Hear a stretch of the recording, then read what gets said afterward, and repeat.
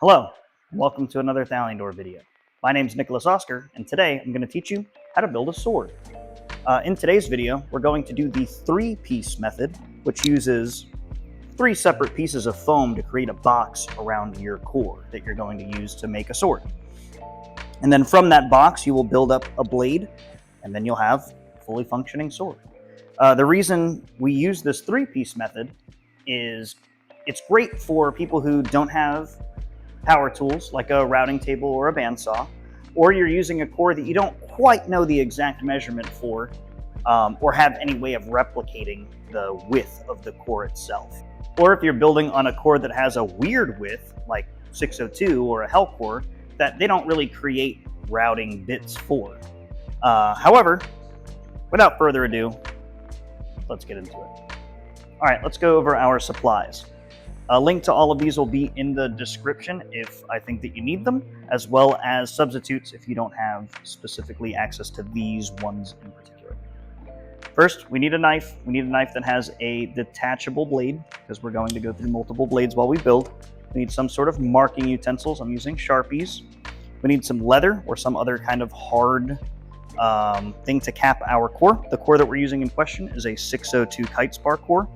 To go in line with that hole, I don't have a router bit to fit this. We're going to use a 602 core. We have 6mm high-density EVA foam that I get from Hobby Lobby, 12mm high-density EVA foam that we also get from Hobby Lobby, a Ozark Trail Camp pad. You can get this at Walmart. This is going to be our blade foam. Our stab tip is going to be made out of a gym mat foam that's 3/4 inch thick. You can use a yoga mat or anything like that. We're going to need a bunch of different tapes. We have strapping tape. This is the tape that has fibers in it. Most often confused with packing tape. Packing tape does not have fibers in it, but this will be used to shell our sword once it's done. You can also use Tyvek tape. Tyvek tape is better than packaging tape, but they do the same thing.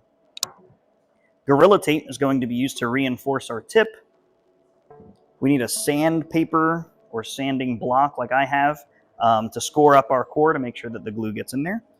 Speaking of glue, we have Wellwood contact cement. This is best in the business for gluing swords together. Make sure that you get this. There is no substitute for it. This is the best. I have it in this little squeezing bottle. That way it's easily usable. And then we need a scrap piece of foam to lay the glue out, as well as a straight edge of some kind. This one's not the straightest, but we do what we can. Let's move on to the actual build. So before we do anything, we're going to need to cap the core. Because this core is hollow, it has a hole in it. So if you were to stab somebody with foam on top of this, the foam would start to go inside of the core, which we don't want. So what we're going to do instead is cap this with something that is tough. That way it won't go into the core and all the foam can be built on top of that. If you had a solid core like this, that's solid all the way through, you could just get away with using foam. But for any hollow core that you work on, regardless of the method that you do, make sure that you cap the tip. We're going to use leather for this particular one. I've got a little leather piece here, scrap from some other build. And what I'm going to do is just take the tip of the core here. I'm gonna push in real hard, like that. And then we will see a little indentation of the core there, and then we're going to cut that out. So I'm going to do that real quick. Okay, so I've cut out a little tip of the leather here. We're going to attach that here with some strapping tape. Strapping tape is important because it has fibers in it, so it is not easy to rip or tear or anything like that. Now the way I do it is I cut out a small strip of strapping tape like this, and then I will score it multiple different times, like that. You want 5 different little pieces. This is our first one. We're going to use that to attach our leather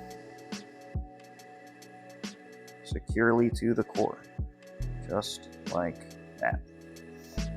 Now from here, we can turn the core over. All those little extra bits that are hanging off there, we can trim those up. So we can just kind of wink, wink,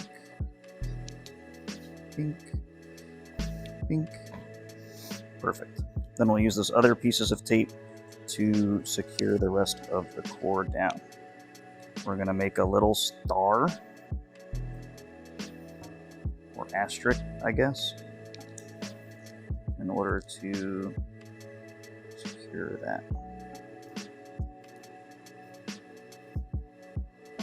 So once we have our little star, that last piece is just going to wrap around like that. With all those different little pieces in there together. Cool, our biscuit's attached. Alright, so now that our core is primed, we're going to, since the core is black, use a silver Sharpie to kind of mark where we want our handle, pommel, and blade to be. So give yourself about 1 inch for your pommel. Doesn't have to be exact. I like to just put my kind of hand in here for a dagger especially. That'll be where our blade is. So we have our pommel, handle, and blade. Next, what we're going to do is take some sandpaper to the core. We're just going to hit the bladed bit. You don't have to go super crazy with it, but you just want to score it up a little bit. That way the glue has something nice to dig into and grab onto. Just like that. Any grit will work. I got a pack off of Amazon. Okay, so now that the core is prepped, we are ready to make our blade. So, like I said, the standard 3-piece method is the best for cores that you don't know what width they are. Like, I know that this is 0.602, but I couldn't tell you how big that is on a ruler. So what we're going to do for this specific core is we're going to actually use it as our ruler. So we're going to mark it down on the foam here. Because we're making a dagger, it doesn't need to be super long.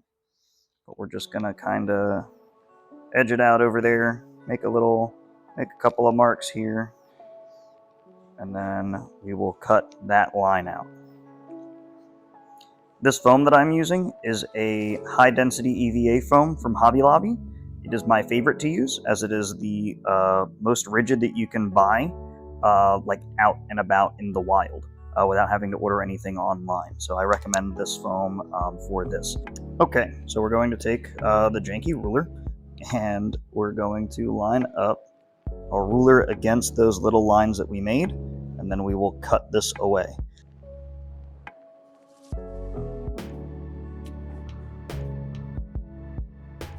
Remember that when you're cutting, to cut against the straight edge. The straight edge is straight, your cuts are not. So just hold that in place and then ride along the straight edge itself in order to get a straight cut. Wearing this little mount makes it a little hard, but this is pretty good, all things considered. So we have our core prepped, piece cut. Now we're going to glue with our contact cement. Now how contact cement works is you need to apply the glue to both items, let it dry, and then you will tack them on. I use a little piece of scrap foam from other projects in order to spread this stuff out. The glue that we're using is super strong, and if you use a paintbrush or something like that, you're just going to ruin your paintbrush. So use something that you don't mind ruining, that's either really cheap or, like this, in this case, just garbage. So now that we have glue on there, we're going to let that sit, and we're going to put glue on our core itself. We're going to wind up gluing the whole core, and instead of trying to glue a straight line, I'm just going to glue the whole core, which could lead to a problem in the future, but we'll go over that when we get to it. Burn that bridge when we get to it. You're going to want to cover the entire core as well as the tip. So you want all of this to get glued in here, just like that. When you're gluing, you don't want to have too much glue, but you also don't want to have too little. It's a perfect little balance, like Goldilocks.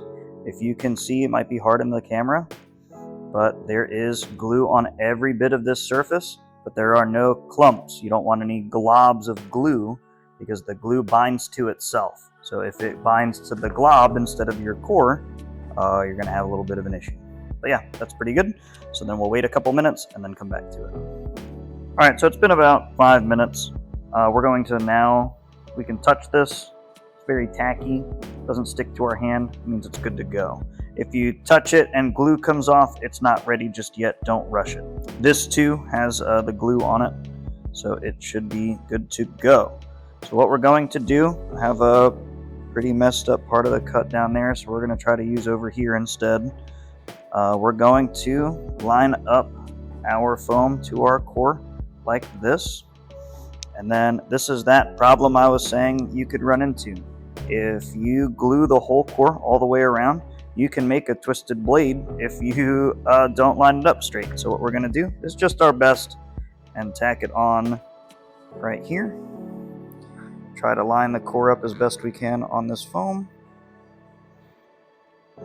And then bring it up. Tack that end there. And then down like that. Alright, so once it's on there, it's usually on there pretty good. Sometimes you can pull it off to get like a better roll of it, but that looks pretty okay. Is it the straightest thing in the world? Probably not, but you can push it up against something. If you make your own little like routed channel or something to set your foam in, you can do that too, but for the sake of this video, we're just gonna, like I said, do our best. We'll cut the excess off like that, and then the first piece of our 3-piece method is done. Now it is time for pieces 2 and 3 of our 3-piece method. So we have our core with our first piece on it. We're going to use this again as a ruler for our next 2 pieces. We'll use our silver Sharpie since this foam is black and mark little spots, making sure that we line up the core against the edge of the foam. Just like that. It doesn't have to be super marked, just marked enough to where you know where it's at. So we're going to cut that out real quick. So again, lining it up against the lines. This time I'm cutting on the inside of the line as opposed to the outside, holding the ruler in place, trying to line the camera up, and then we slice, moving our hand down as we go. So this is our next piece. We're actually going to need 2 of these, so I'm going to do that real quick. Alright, so we've gotten pieces 2 and 3 cut out. We have our core. What we're going to do is glue here, here, and then the top and bottom of this, as these are going to get glued on just like that. You can cut these early. It doesn't really matter. I usually don't. I'm going to cut forward after I glue all of these and wait about 5 minutes. Okay, so it's been an amount of time. We have successfully glued all of this. Make sure whenever you're gluing this piece again that you're hitting those white bits on the side there. I'm going to make sure that everything's got glue on it. We'll take our pieces 2 and 3 and we're going to tack them on just like that. I don't cut the pieces away until after I'm already done, me personally, but I mean, you do it however you want to do it. I've just cut it wrong too many times to warrant doing that. Yeah, we'll stick it right in there and then lay it down just like that. And then, ta-da, we have a boxed piece that's ready for blades. Cool. One thing that I like to do as well is cut these little extra like ears off, just along with the white foam that's there. Be careful not to cut your hand. This knife that I'm using is very dull, so I'll have to replace it here in a second. Alright, so this is the last of the blue foam that I have. You can order a 2-pound blade foam off of the internet, or if you want to just run to Walmart, you can get the Ozark Trail camp pad. It works great. So what we're going to do for this is the same thing that we did for the rest of this build, is we're just going to use our build itself as our ruler, since we don't have an exact measurement of what the width of the core would be. So we'll just kind of mark this guy along here with a Sharpie, and then we'll cut that away to make our blades. So I will do that real quick. Okay, so now that we've cut our blade foam, we're going to glue it just like we glued before. Glue both here and here, and then we'll wait 5 minutes and attach it. Alright, we're all glued up and tacky. So let's stick it on here. I didn't really say it before, but we are gluing that 3-piece side as opposed to this side. We want to glue this side here.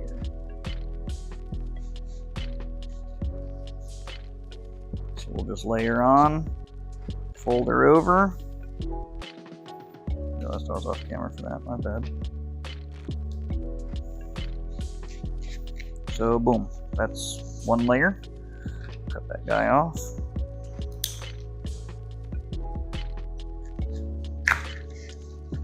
Alright, so that's one layer. Now the rule is you have to have a 2.5 inch diameter here. That way it's eye safe. So right now it is not that. It is 2 inches on the money. So what we're going to need to do is put another layer on top of it. You could technically just put another half layer on, like if you had another piece of 2 pound that was just a 1/4 inch as opposed to this being a 1/2 inch. But we're just going to go ahead and make it the full layer all the way around there. So we have glued the second layer on. The sword is now ready for striking. 2 layers is pretty much all you need for anything under 5 feet. Once you get up past 5 feet, especially if you're using a heavier core, you got to think about layering extra stuff, but we'll talk about that in another video. So now it is ready for striking, not ready for stabbing. We're going to put that stab tip on next. So let's talk about how we'll do that. With this tip being rounded the way that it is, it creates a very small surface area for someone to get stabbed in, and it's also not very eye safe, very easy to go into someone's eye. So what we're going to do is take our razor knife, and we are going to cut a line straight down, cutting that last layer of foam off. I usually take a little bit of that first layer too, along with it, but we're gonna cut just like that and take that little piece off. As long as it's relatively flat, it should be pretty good. Your first time is not going to be great, and that is okay. Sucking at something is the first step to being sort of good at something. So with that done, we can now use our stab tip foam. I'm using a 3/4 inch gym mat. This is very tough, but also very soft. So this is what I like to use for my stab tips. You can use a yoga mat of any kind. However, if you use a yoga mat that is thinner than 3/4 inch, make sure that you cut a little less away off of the tip. So what we're going to do with this is we're going to glue, and we're going to glue up here. Now obviously the stab tip piece that I'm using is longer than this little top piece that we're gluing onto. The reason for that is we're actually going to go up and down the length of the blade, and I'll show you why once we do it. This piece also might be a little too wide, but we can trim it down whenever we get to that point. So we're going to glue the top, the sides, just a little bit down each side, and then we'll let that rest. The reason we cut this tip away instead of just gluing this on top is our core ends right about in here. And the further we get away from the core, the more that foam has nose support. So we want to have the maximum amount of toughness to softness in the shortest amount of distance. And I found that doing this 3-piece method, along with 1 layer of blade foam and then 3/4 inch of stab tip foam, is the best way that I've seen to go from core to tip without it rolling over or anything like that. The further away you get from the core, the more it wants to roll over, and we don't want that, because if it rolls over, the core will poke out the side, and then you're hitting somebody with the core instead of the foam, and then all of this would have been for nothing. So our stab tip is glued and dried, so is our sword. So we're going to tack her on there just like that, and we're going to roll her over on the sides like so. So now that this is on here, we can go to the next step, and what the next step is going to be cutting these extra strands off. That way we have a squared tip down there at the end. So we'll take our little knife, And we'll just ride along the blue foam, just like so. Roll her over, do the same thing. And then we'll just kind of peel this back and cut down like that. Boom.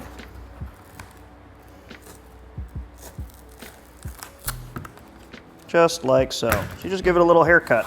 Now it has a wider surface area for when you stab somebody, and it's nice and cushy.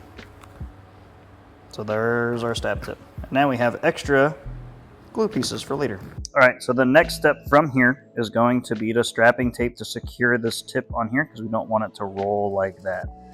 All right, so let's go ahead and work on that. We're going to cut a couple strips of this strapping tape. More like a Mormon couple. It's going to be 4 strips in total. We're going to cut 2 kind of longer pieces like this. 2 that are just like that. One that's a little shorter, and another one that's a little shorter. We will take this long piece of strapping tape, put it right here in the center, and then pull down ever so slightly, like so. All right, and we're gonna move on to the shorter pieces. We're gonna do the corners. You don't wanna pull down super hard on the corners because you don't want it to pass that 2.5 inch rule.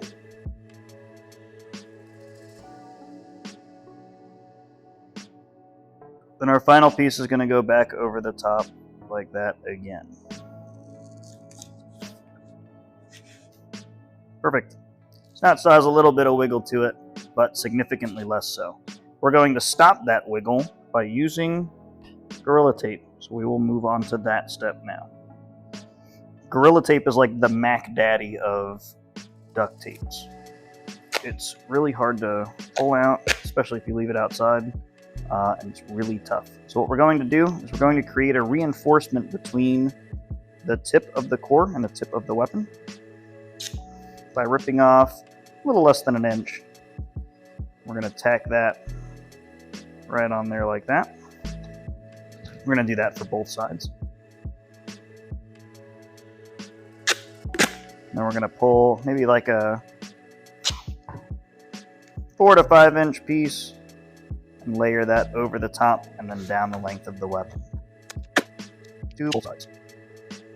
What this does is whenever you stab somebody, if it goes to roll one way, it's going to pull against all of that Gorilla Tape and hopefully not roll your sword over. So now if you go to twist your sword, it's nice and firm. It feels good.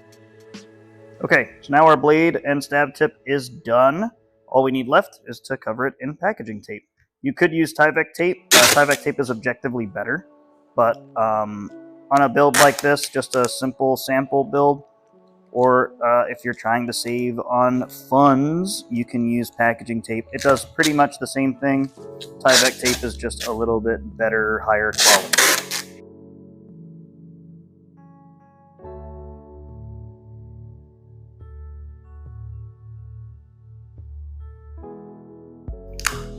One key part that you want to do while you're doing this is make sure that you're overlapping your tape. If you go to strike someone and there is a seam of exposed tape, what it's going to do is cut into your foam. When you encase the foam in the tape like I'm doing right now, where there is no seam, once it goes to pull against the foam, it's actually going to pull against another piece of tape instead, which will then pull against another piece of tape, which will then pull against another piece of tape, and dissipate all of that force without cutting into your sword.